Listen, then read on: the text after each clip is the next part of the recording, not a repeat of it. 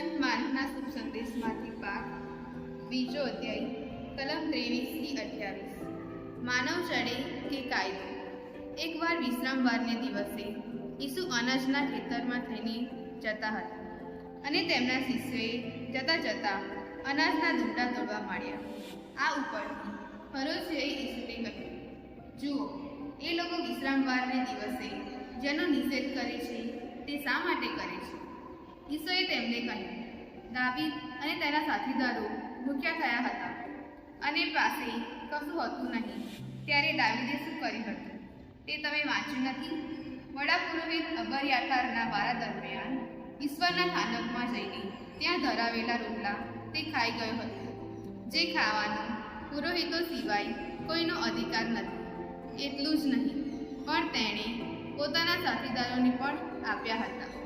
વળી ઈસુએ તેમને કહ્યું, વિશ્રામવાર માણસ માટે છે, વિશ્રામવાર માટે માણસ નથી। એટલે માનવ પુત્ર વિશ્રામવારનો પણ માલિક છે। આ પ્રભુની વાણી છે, તે જ આપણો આધાર છે।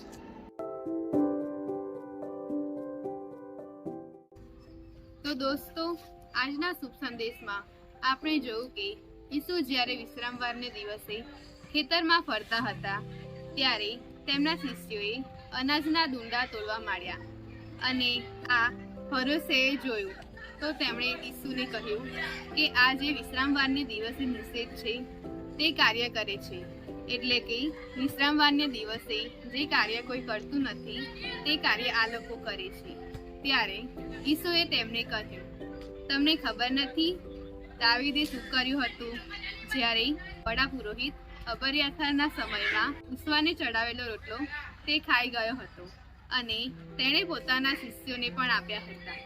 અને આગળ ઈશ્વર એવું કહે છે કે વિશ્રામવાર માણસ માટે છે, માણસ વિશ્રામવાર માટે નથી।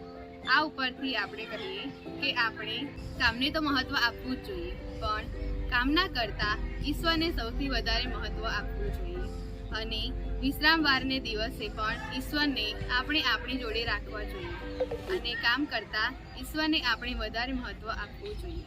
તો બધાને ઈસુની જય। I see why you are German.